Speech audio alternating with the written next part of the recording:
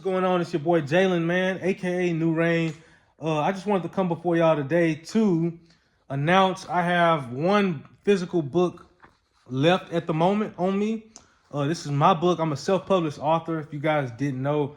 And last year I wrote this book, 7 Ways to Be a Max Out Man. And I wanted to just make this available for anybody that wanted it. And what this book is, and so I max out. What does it mean to max out? Well, it means if I'm at the gym and I've hit my max, I can't do anymore.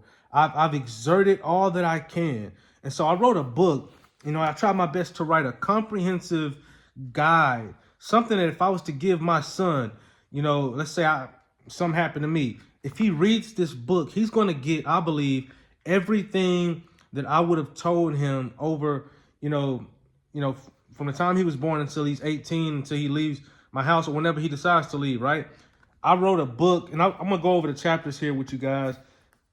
My goal was to write a book to give a young man a guide on this thing called manhood. A little bit about myself.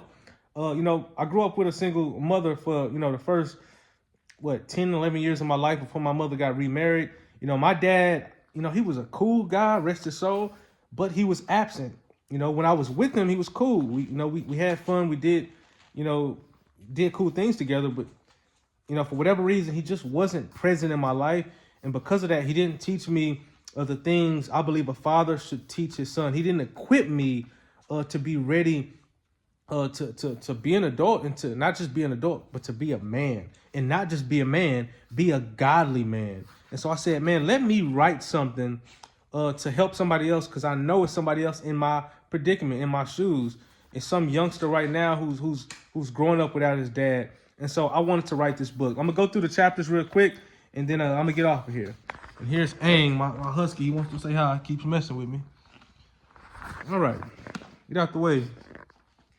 All right, chapter 1 is maximize your mind.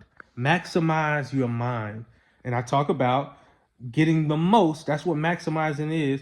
Getting the most out of your brain. We're talking about education in this chapter. I'm talking about just learning in general. I'm talking about putting your mind to work in this chapter, okay? Chapter 2, make the most of your time. Make the most of your time. How many of us understand that time is the most important commodity on this planet? We lose time every single day and we never get it back. How many men are wasting time on dumb things? How many men are wasting time playing video games when they need to be out there pitching a product to somebody? How many, we talk about that. We talk about using your time well in that chapter. Chapter 3, one of my favorite chapters, give your money a job.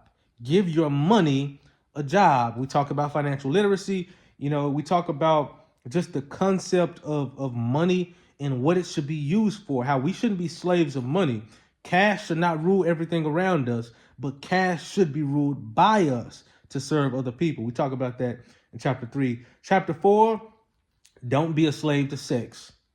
Don't be a slave to sex. How many men, are destroyed because they don't have their sexual drive under control? Man, read that chapter. It's a pretty good chapter, chapter 4. Chapter 5, love the hardest. Love the hardest. I talk about, how being a man actually looks like loving people really hard. Contrary to popular belief, like men, you don't think of a lovable man when you think of manhood. I talk about why in this chapter. All right. Chapter 6, fear the Lord. Fear the Lord. And I love to keep, my title simple as possible.